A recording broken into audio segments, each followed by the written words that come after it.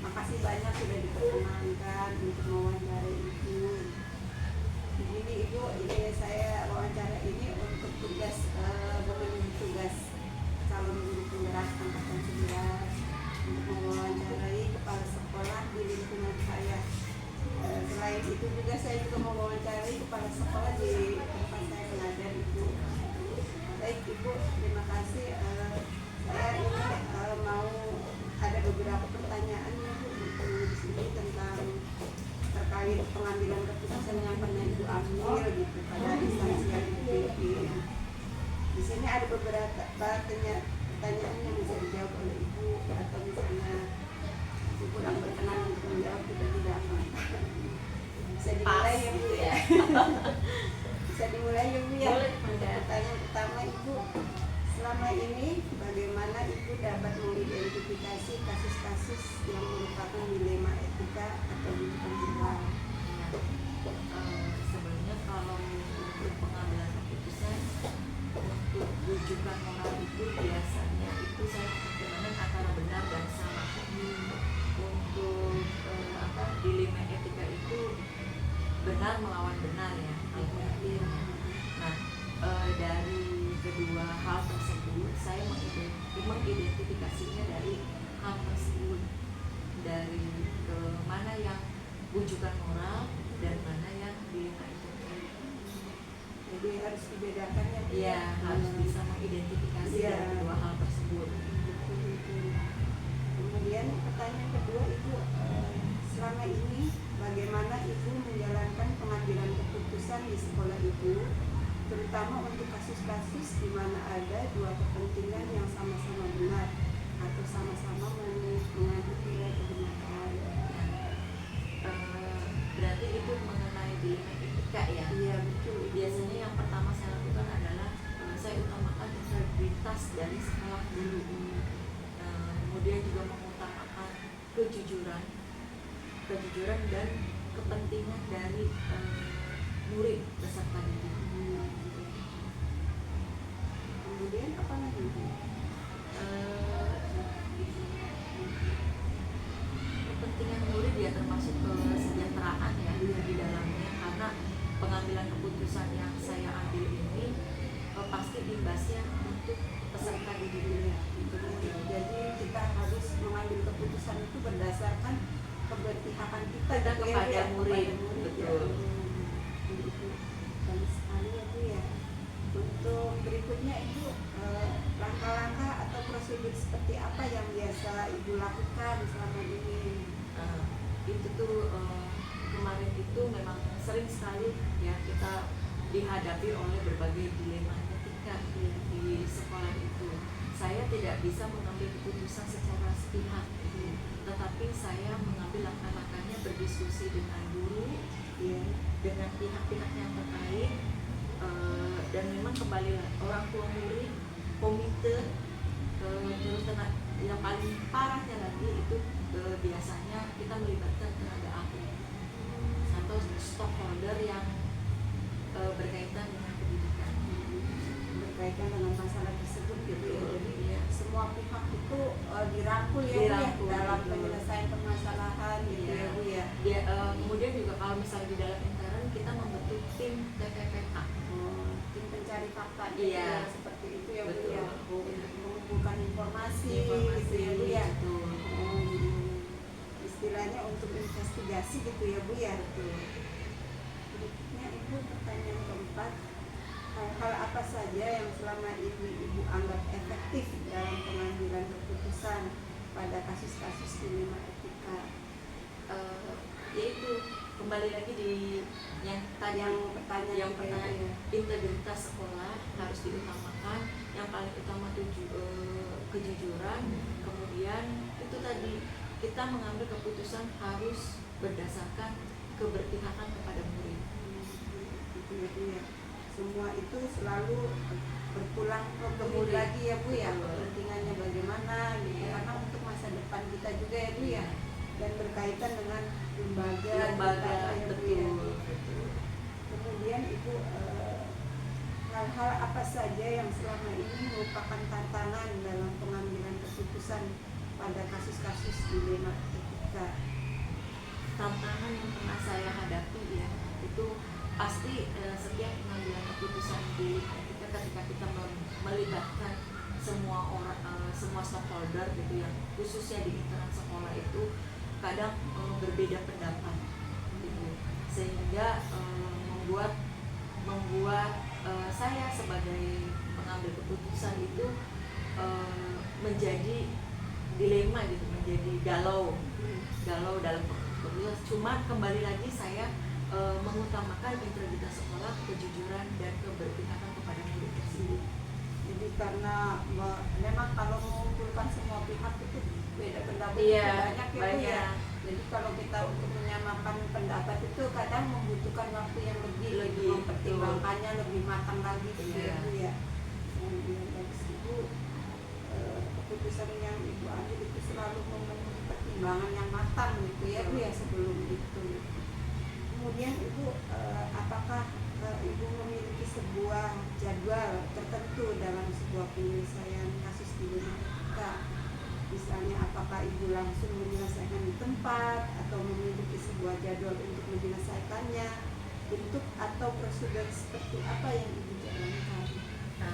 Kalau untuk pengambilan keputusan secara cepat mungkin langsung ya, dengan cara yang itu tadi yang 3 hal itu. Tapi kalau untuk terjadwal mungkin kita ada karena kita membentuk sebuah kombel dan alhamdulillah berjalan seminggu sekali dan secara konsisten. Walaupun saya tidak hadir, tapi kita membentuk tim kecil di dalam satuan pendidikan untuk menjalankan kombel. Nah, di dalam kombel itu selain membahas mengenai pembelajaran, juga membahas hal-hal yang krusial mengenai itu tadi dilema etika, kejadian permasalahan yang dihadapi baik itu di dalam kelas ataupun permasalahan di dalam gurunya tersebut. Jadi mencakup semua ya Bu ya, khususan untuk sekolah ini ya Bu ya, dalam tim kecil itu ya. Iya baik Bu.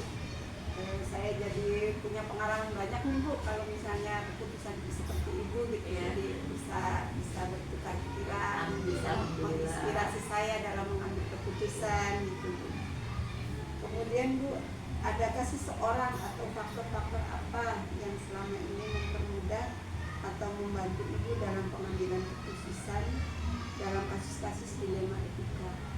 Yang paling membantu saya tentu saja guru-guru yang ada di sini gitu.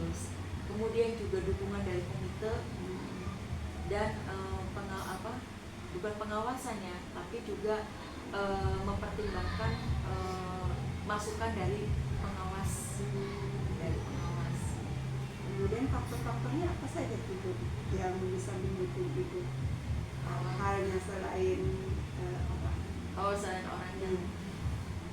Ya, yang pasti dalam diri saya sendiri ya. Tadi yang 3 itu, kemudian pengalaman-pengalaman yang sudah pernah saya lakukan, yang sudah saya jalanin selama saya menjadi kepala sekolah dari tahun kemarin sampai detik ini. Jadi diterapkan ya.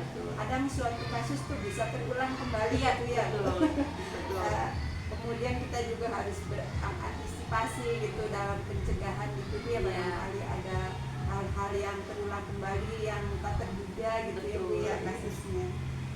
Kemudian Ibu ini untuk pertanyaan terakhir Ibu, dari semua hal yang telah disampaikan oleh Ibu gitu, pembelajaran apa yang dapat Ibu petik dari pengalaman Ibu mengambil keputusan di dilema etika? Bahwa setiap keputusan itu harus dipertimbangkan secara matang, kemudian juga melibatkan berbagai pihak yang terlibat. Tidak lupa juga tidak lupa juga itu semua keputusan itu harus berpihak kepada murid. Intinya seperti itu ya, kembali lagi ke situ ya. Walaupun kita itu mengenal beberapa 3 prinsip gitu ya Bu ya, 4 paradigma seperti seperti yang Ibu pernah bilang gitu. Kemudian pengambilan keputusan juga harus diuji ya Bu ya. Betul. Ada 9 langkah gitu. 9 langkah, ya. Apa itu gitu. Jadi kita tuh lebih mantap untuk mengambil keputusan bahwa ini keputusan baik dan tepat gitu ya Bu ya.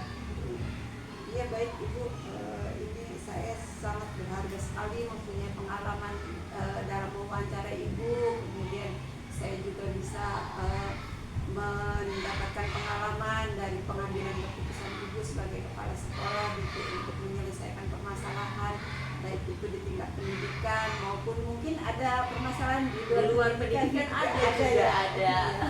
Ibu sangat berpengalaman sekali, saya sangat terbantu sekali Ibu. Baik Ibu, ini terima kasih atas wawancara dan waktunya gitu, maaf mengganggu gitu Ibu ya. Sama-sama. Saya akhiri ya Ibu. Assalamualaikum warahmatullahi wabarakatuh. Waalaikumsalam. Terima kasih Ibu.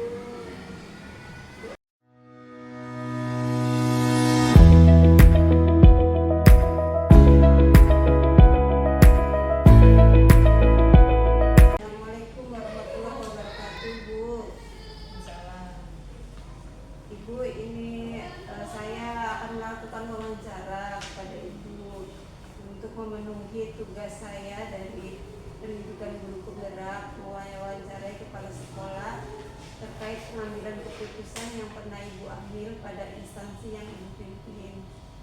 Kebetulan harus di antara dua kepala sekolah tersebut harus di tempat saya mengajar Bu. Di sini ada beberapa pertanyaan yang bisa dijawab oleh Ibu. Bisa dimulai ya Bu. Yang pertama Bu, selama ini bagaimana Ibu dapat mengidentifikasi kasus-kasus yang merupakan dilema etika atau bujukan moral Bu? Dalam mengidentifikasi kasus-kasus yang merupakan dilema etika atau bujukan moral, saya selalu melakukannya mempertimbangkan terlebih dahulu sebelum mengambil sebuah keputusan. Apakah nanti keputusan tersebut berdampak positif atau negatif bagi kepentingan warga sekolah maupun nama baik sekolah. Sehingga untuk mengidentifikasikan antara dilema etika dan bujukan moral perlu dilihat dari kasus dan pilihan itu.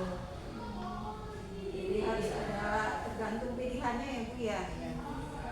Kemudian Ibu, pertanyaan kedua Bu, bagaimana Ibu menjalankan pengambilan keputusan di sekolah Ibu, terutama untuk kasus-kasus di mana ada dua kepentingan yang sama-sama benar atau sama-sama mengandung nilai kebajikan.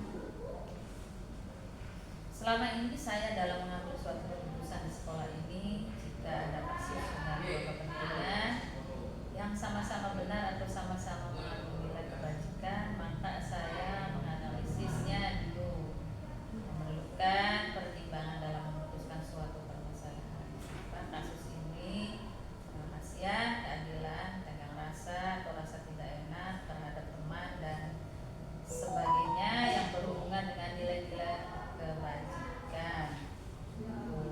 Jadi harus berdasar nilai kebajikan ya Bu ya.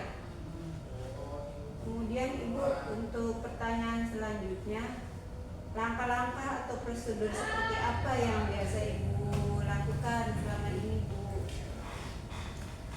Langkah-langkah yang bisa saya lakukan adalah: satu, menentukan masalah tersebut termasuk dalam dilema etika atau sekedar belas kasihan.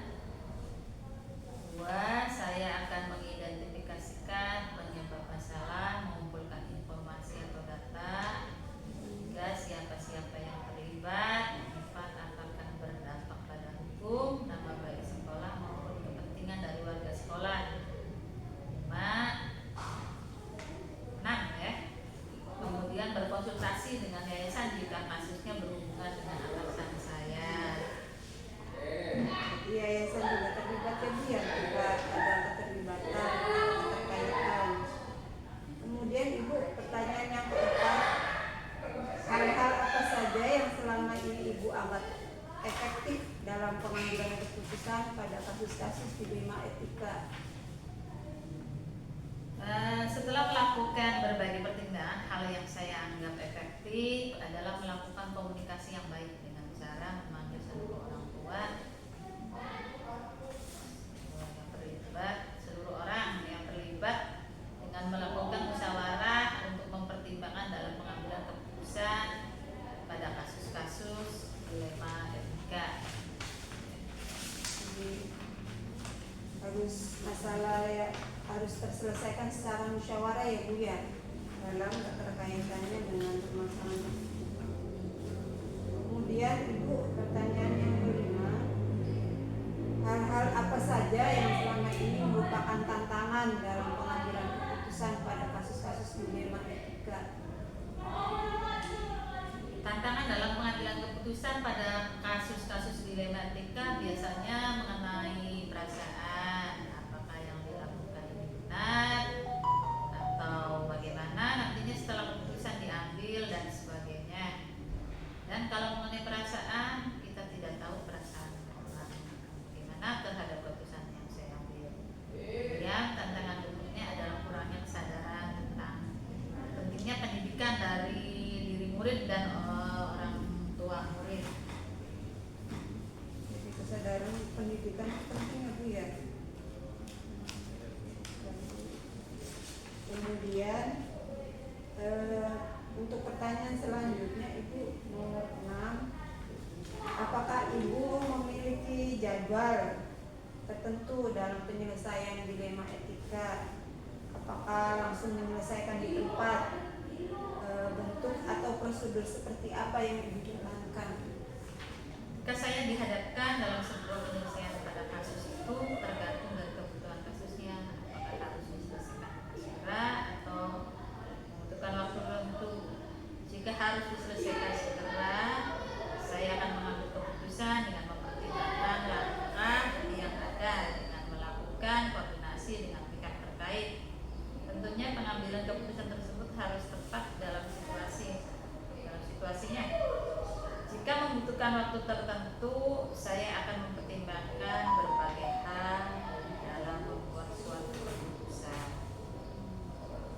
Jadi perlu pertimbangan ya Bu ya, banyak hal. Yang pertanyaan berikutnya Bu, semuanya ada 8 Bu pertanyaan. Ini pertanyaan ke-7.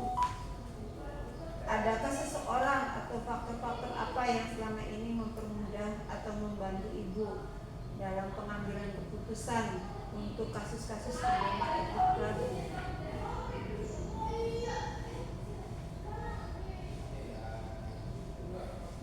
Pengambilan keputusan sebagai pemimpin tentu saja memerlukan bantuan, masukan, kritikan maupun lainnya dari karyawan atau pegawai saya atau rekan guru atau wakil atau prodi atau kelas. Jika kasus tersebut berhubungan dengan salah satu tupoksinya. Kalau mengenai faktor biasanya salah satu informasi atau data yang masuk ke saya mengenai kasus tersebut, maka saya akan mempertimbangkan sebagai dasar keputusan yang diambil. Jadi seluruh warga sekolah ya Bu ya, terutama kalau untuk masalah yang berhubungan dengan terkait warga sekolah. Yang berikutnya Ibu, dari semua hal yang telah disampaikan, pembelajaran apa yang Ibu petik dari pengalaman Ibu mengambil keputusan tersebut yang mengandung dilema etika?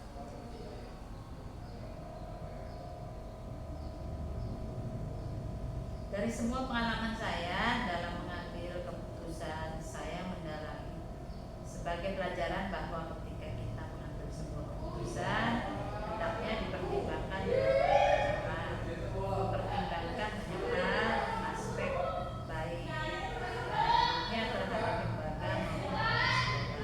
Kemudian dampaknya dalam jangka panjang maupun jangka lain sebagainya. Dan memang seorang pemimpin dituntut harus bijaksana dalam segala hal dalam situasi apapun. Kita harus menghadapinya dengan mawas diri untuk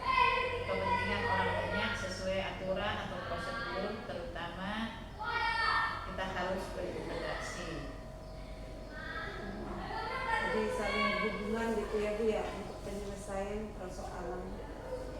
Baik Ibu, barangkali itu saja Bu wawancaranya untuk pengalaman Ibu dalam pengambilan keputusan di sekolah ini. Berhubung saya juga ada mengajar di sekolah ini, saya sangat berterima kasih atas waktu Ibu dalam kesediaan untuk wawancara untuk memenuhi tugas pendidikan guru penggerak. Terima kasih ya Bu. Assalamualaikum warahmatullahi wabarakatuh.